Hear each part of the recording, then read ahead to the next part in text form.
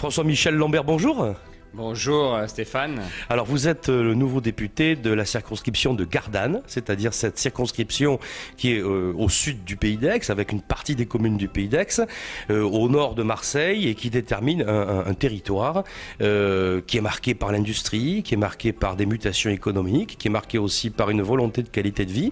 Vous avez été élu il y a quelques mois, vous êtes Europe Écologie Les Verts, mais d'abord parlez-nous un peu de vous. Qui est François-Michel Lambert ? Moi j'ai un petit plaisir à rappeler mes origines. Je suis né à Cuba grâce à René Dumont, donc quelque part je dis que l'écologie est inscrite dans mon histoire. René Dumont avait mandaté mon père pour une mission à Cuba et j'ai eu donc la chance de naître là-bas.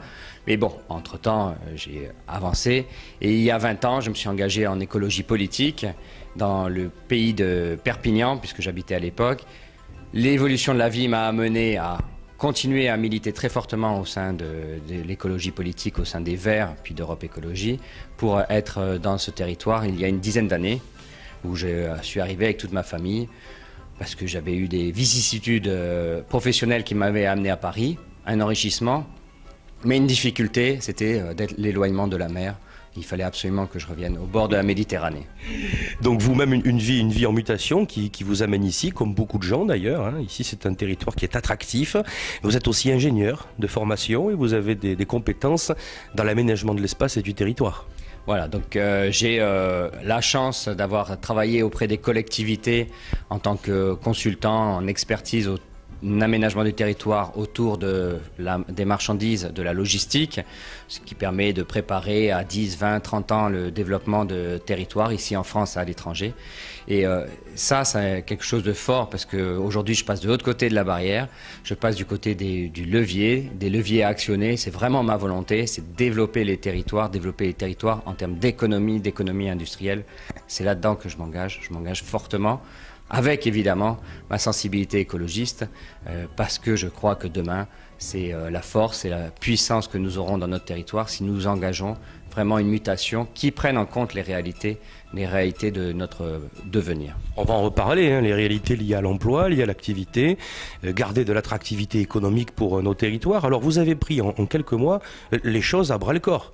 Vous êtes vice-président de votre groupe à l'Assemblée, vous êtes le rapporteur de la biomasse, on vous voit dans tout un tas de colloques. Bon, vous aviez envie d'occuper cette fonction et je dirais que vous n'avez pas attendu de vous rôder. Vous étiez déjà prêt à intervenir sur toutes ces questions. Merci Stéphane. Vice-président de la Commission développement durable et aménagement du territoire, ce qui justement est en lien avec mon activité et mes compétences. Oui, moi je dis député à 100%, c'est-à-dire que j'ai très vite évacué tout le reste. Je ne suis pas en cumul des mandats exécutifs avec un mandat parlementaire. Je ne suis pas en cumul professionnel avec mon mandat de député. Bien au contraire, c'est 100% député et très volontaire parce que je crois que la France doit aujourd'hui s'inscrire dans cette nouvelle dimension de l'économie industrielle. Il y a un petit créneau qui s'appelle l'économie circulaire, on pourra y revenir Stéphane si vous le souhaitez, hein, donc l'économie industrielle qui prend en compte, comme je l'ai dit tout à l'heure, tous les enjeux sur l'énergie chère par exemple, sur la raréfaction des ressources. Là il faut que nous engagions et moi je mets tous mes moyens, toutes mes compétences, toute mon envie, toute ma passion là-dedans. Alors on vous voit aussi dans votre circonscription aller vers les gens, discuter avec beaucoup d'authenticité, rentrer dans le détail, poser des questions, faire le marché, aller dans d'autres lieux, voir les associations. Qu'est-ce que vous retirez aujourd'hui de l'écoute que vous avez envers les gens, justement dans ces grandes solutions, on va y revenir un peu tout à l'heure, mais dans ces grands dossiers que vous avez ouverts, que vous dit la sagesse populaire aujourd'hui? Que vous disent les gens? La chose la plus frappante, c'est qu'ils ont confiance. Ils pensent, ils croient, ils ont la certitude que l'on est là pour travailler. Et ça, c'est très agréable. Il y a peu d'affrontements sur les politiques tous pourris. Et je voudrais vraiment évacuer ceci tout de suite et dire que les gens que l'on rencontre, ils croient encore en leur politique et justement, ils nous apportent des messages positifs en nous proposant des avancées, des constructions, du travail collaboratif, des messages aussi d'alerte comme sur des choix que nous pourrions avoir qui ne sont pas en réalité connectés avec le terrain. Donc ça aussi, j'essaye de me les approprier pour faire attention, parce que je suis bien loin de détenir toutes les vérités. Toutes les vérités sont détenues par tout le peuple dans son entièreté, et c'est ce à quoi je cherche à trouver dans mes rencontres au quotidien avec les gens. On apprend tous les jours, on apprend chaque jour, c'est vrai. Vous êtes aujourd'hui le député d'un territoire qui est à la fois rurbain, c'est-à-dire qui est marqué par des communes de petite taille, où il y a un véritable sentiment de nécessité de protéger l'environnement. Vous êtes aussi avec Gardanne sur un territoire industriel qui a marqué l'histoire énergétique de la Provence, et on est aussi au cœur de la métropole. Ça fait beaucoup de dimensions à concilier. Et je sais que vous avez en plus un intérêt sur des questions qui nous concernent, le foncier qui amène au logement, qui amène aujourd'hui à la résolution de certains problèmes graves ici dans notre aire métropolitaine. Comment vous conciliez ces trois cercles? D'abord, une fierté, celle d'être dans un territoire historique, le territoire gardanais, au sens large, hein, le pays du bassin minier, où l'industrie, la mine, a toujours été très forte. Et ça, je m'en enrichis, j'en fais même ma fierté. Et je veux continuer à donner cette image d'un pays industriel, d'un bassin où l'après-mine, ça veut dire quelque chose en termes d'industrie, en termes d'ouvriers. Ne pas oublier qu'on est dans un territoire populaire, bien au contraire. Après, concilier tous ces enjeux, comme vous l'avez expliqué, la circonscription est très riche, puisque le sud de la circonscription, la partie intégrée dans l'ère actuelle marseillaise, c'est celle de Pagnol, celle où la gloire de mon père a vécu. L'histoire de la gloire de mon père, c'est dans les collines du côté de Hallot. C'est aussi une partie du bassin qui est tournée vers Aubagne et qui a donc une particularité propre à ce territoire. Pour revenir sur ce territoire plus nord de la circonscription, mais sud Pays d'Aix, on est vraiment à la croisée de différentes circulations. On a des opportunités foncières, soit avant tout en requalification. Je pense qu'il y a beaucoup de terrains à requalifier, mais aussi en construction plus dense et plus appropriée de cet espace qui est très bien connecté. Je ferai déjà un premier exemple, hein, avec la ligne de chemin de fer Aix-Gardanne-Marseille, permet d'être au centre de Marseille, au centre d'Aix en quelques minutes. Et ça, c'est remarquable et il faut s'appuyer dessus. Alors, on dit souvent dans le débat local que Gardanne, c'est un peu le chaînon manquant. C'est une ville qui n'est pas reliée à une agglomération aujourd'hui, qui n'est pas dans un système urbain. Et c'est pourtant une ville qui se défend. On est étonné, par exemple, ici à Gardanne, de la vivacité des équipements publics. Une belle médiathèque, des services à la personne très développés dans l'environnement municipal.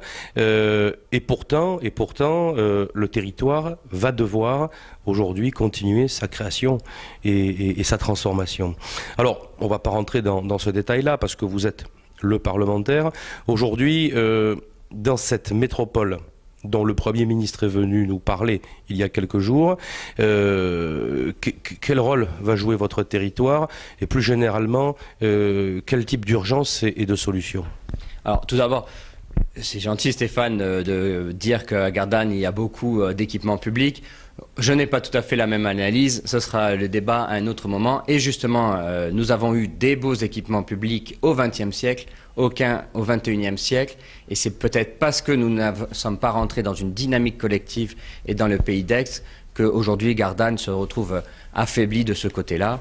Et pour enchaîner, le Premier ministre, le gouvernement propose aujourd'hui d'étendre tout ce qui est la notion de métropole, de l'étendre à quasiment la totalité du département, en faisant abstraction d'un territoire très particulier, agréable, mais qui n'est pas dans cette dynamique qui est le territoire d'Arles.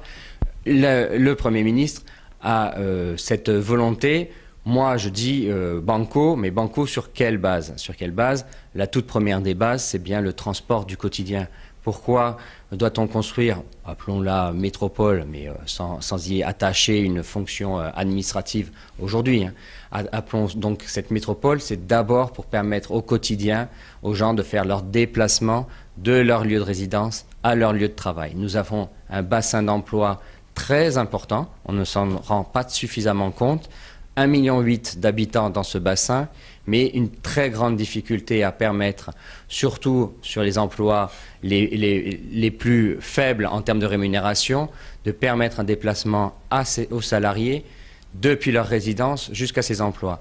On le sait par exemple pour aller travailler à Fos, c'est coûteux pour aller travailler sur certains centres logistiques qui embauchent au niveau du SMIC sans compétences particulières. C'est 20 à 30% du SMIC qui passe dans la voiture parce qu'il n'y a pas d'alternative à la voiture. Là sont les questions et là nous devons déjà tout de suite nous poser des questions certainement et apporter des réponses. C'est aussi une des raisons du chômage élevé dans ce grand bassin que les ruptures en matière d'emploi. Aujourd'hui, quand on regarde le déploiement du débat qui est en train de se créer, peut-être un peu antinomique entre les communes de cette aire métropolitaine, non à la métropole, non à la fusion des compétences, il va falloir évidemment inventer peut-être un modèle politique nouveau, une gouvernance nouvelle. C'est peut-être ce que veut faire le Premier ministre en disant ici, il y a un problème particulier, des questions particulières de villes qui n'ont jamais vraiment coopéré. Quel regard vous portez aujourd'hui sur cette peut-être, même si c'est un peu tôt, hein, François-Michel Lambert, quel regard vous portez sur cette architecture nouvelle qui peut naître dans les années qui viennent ? Justement, il y a une architecture nouvelle à mettre en œuvre qui permet tout à la fois de rassurer les différents territoires et bassins qui ont leur identité. Je l'ai expliqué tout à l'heure par ma circonscription qui est quand même assez différenciée suivant ces bassins. Ils ont tous peur de perdre leur identité. Le côté Pagnol, par exemple, qui est très fort et très intéressant, très important à l'eau. Ils ont peur d'être absorbés dans une uniformité que l'on appellerait métropole, avec un centralisme, peut-être derrière un préfet et non plus une gouvernance démocratique. Je l'entends et je le crois qu'ils ont raison. Donc aujourd'hui, moi, ce que je dis, et je me pose la question, et donc la primeur pour votre média, je pense qu'il faut absolument mettre en œuvre la démarche du débat public. On fait des débats publics pour des grandes infrastructures. On ne fait pas un débat public, apparemment, c'est le choix du gouvernement qui est dans une logique plus de concertation avec les grands élus, mais pas d'un partage avec les citoyens. Le débat public, au sens tel qu'il est prévu par la loi, est un débat sur 6 mois avec des moyens économiques importants, permettant d'aller au plus près des citoyens, permettant à tout un chacun de s'exprimer. Et je rejoins ce que nous avons dit tout à l'heure. Nous ne pouvons pas, même si nous sommes une centaine à nous mettre autour d'une table, grands élus, hauts fonctionnaires, comprendre les particularités d'un tel territoire. Donc il est nécessaire de faire rentrer les spécificités, les approches, les attentes des citoyens, et ceci est possible par un outil qui s'appelle le débat public. Donc moi je vais proposer au Premier ministre qu'il mette en œuvre dans la démarche de la métropole ce débat public qui permettrait pendant 6 mois d'avoir les moyens de concertation, d'enquête, pas que d'enquête, d'écoute, de partage et au final d'appropriation collective d'une, appelons-la métropole aujourd'hui, d'une structure de 1,8 million d'habitants. Alors merci pour le scoop. Vous êtes un député écologiste, vous avez une conviction qui est très ferme, qui est qu'on peut concilier l'écologie, les ressources de l'avenir, avec le développement économique et avec l'emploi. Aujourd'hui, dans ce territoire métropolitain, on a un problème de pollution, de qualité de l'air, de perte de temps liée au transport, de gestion des déchets et des ordures ménagères. Il faut aussi repenser tout ce volet. Il y a beaucoup à repenser dans ce territoire. Et c'est justement cette force, c'est-à-dire que nous avons des contraintes, des handicaps, mais ces handicaps sont des points d'appui pour construire une dynamique nouvelle dans le territoire. Sur les déchets, par exemple, moi je le dis, la ressource demain de notre économie moderne, ce sera notre capacité à profiter de nos déchets pour en faire de nouvelles matières premières et les exploiter, et non plus être soumis à des importations et à des prix de plus en plus élevés.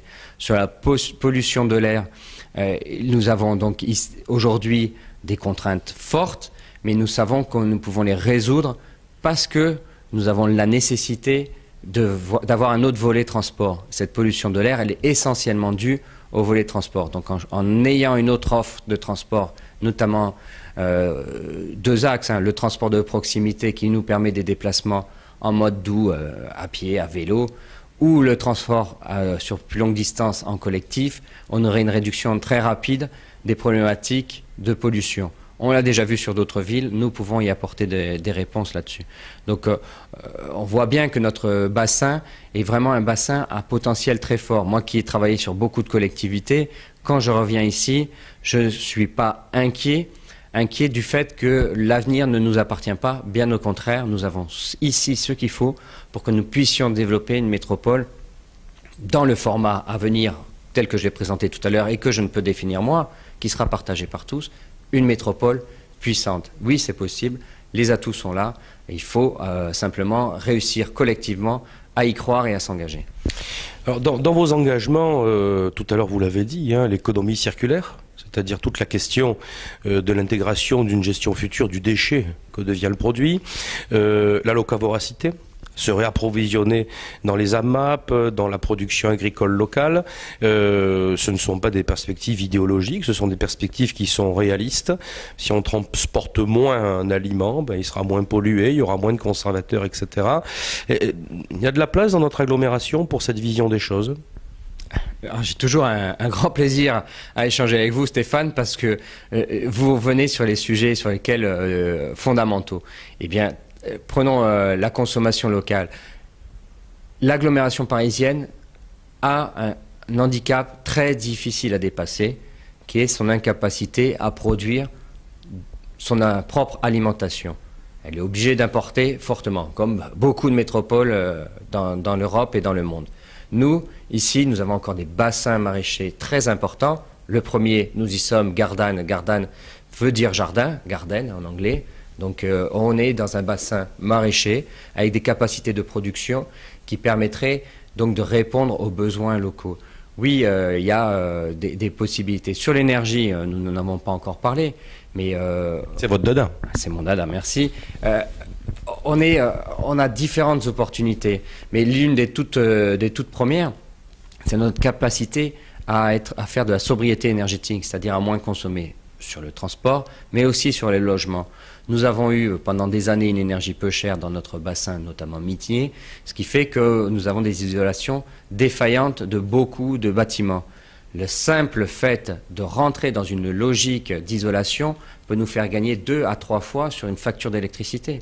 Et là, ce sont des leviers économiques très forts. Quand vous savez que vous investissez aujourd'hui, mais que dans 10 ans, vous récupérerez 2-3 fois votre mise, vous pouvez construire un budget futur pour aller vers d'autres choses. Au cœur de votre approche aussi, la relance des énergies durables. C'est très important. La France prend du retard. Elle produit relativement peu d'éoliennes par rapport aux autres pays. Elle use relativement peu du solaire. On reste dans une société énergétique du nucléaire. J'ai pas peur d'en parler avec vous, puisque c'est des questions qui vous occupent au quotidien. Comment relancer les énergies durables, si je puis dire, durablement dans la production énergétique? Qu'est-ce qu'on doit faire? La territorialisation de l'enjeu énergétique. Quand on va sortir de cette idée d'un centralisme, parce que le nucléaire, tout à la fois, c'est ce que je repousse, c'est le danger que ceci porte sur le pays. Le jour où on aura un gros pépin dans une centrale nucléaire française, la France s'effondrera économiquement. Mais au-delà de cela, c'est un centralisme qui ne permet pas une appropriation par territoire et par rapport à certaines spécificités. Chaque territoire a son approche. Certains seront plus éoliens, d'autres plus photovoltaïques, d'autres plus biomasse, bois, énergie, d'autres plus biomasse, biogaz issu d'une décharge. À Gardanne, nous avons cette opportunité de produire l'équivalent de 2500 foyers, disons, énergie pour des foyers en sortie de notre décharge.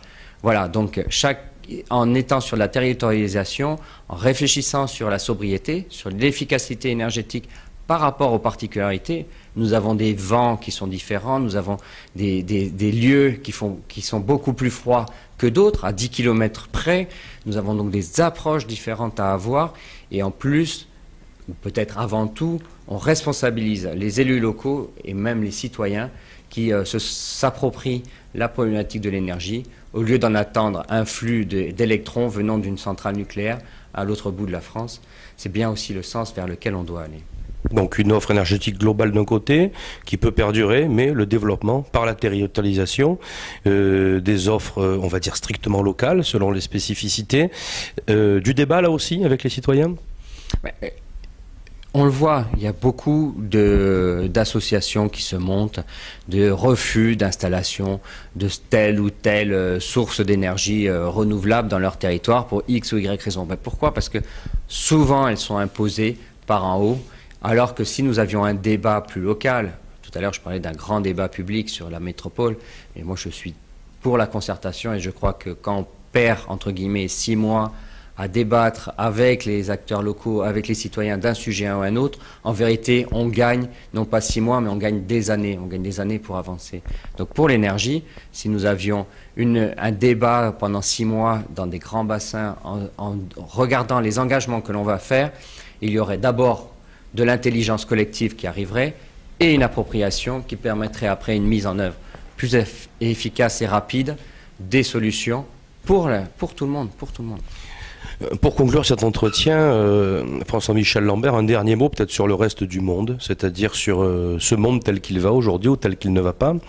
Vous êtes très attaché au commerce équitable, vous regardez la vie des autres peuples, vous êtes engagé aussi sur un certain nombre de combats à ces sujets-là. Et puis il y a la Méditerranée aussi, tout à côté, dans laquelle beaucoup de choses se passent. Vous ne pensez pas que notre territoire est un peu coupé de toutes ces réalités et que finalement, si la Provence est ce qu'elle est aujourd'hui, c'est qu'elle a été très très ouverte au monde et que peut-être aujourd'hui elle manque un peu d'appréhension, de combativité avec le reste de l'Europe peut-être et de la Méditerranée pour développer justement son implication? Je n'aborderai pas tout à fait comme ça.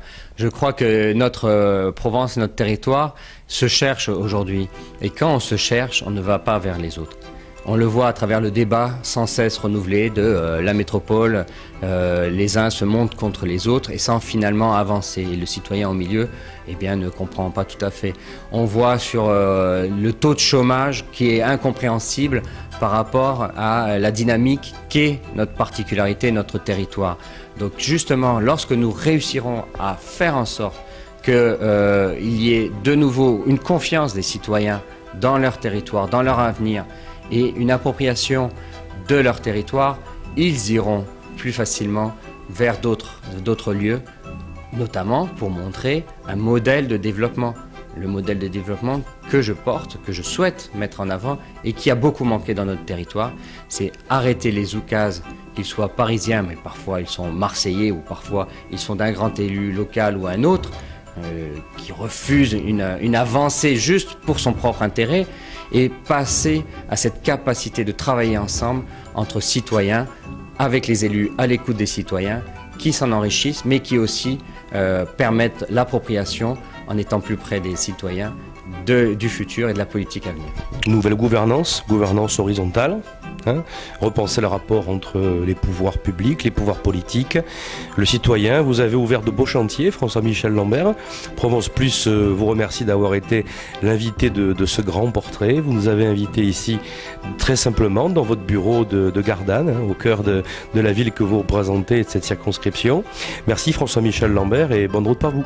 Merci à Provence Plus, merci à Stéphane Salor et à très bientôt pour continuer à débattre parce qu'il y a beaucoup de choses à faire dans cette très belle circonscription, mais même tiré au-delà dans ce très beau territoire que nous avons ici entre Marseille, Aix-en-Provence.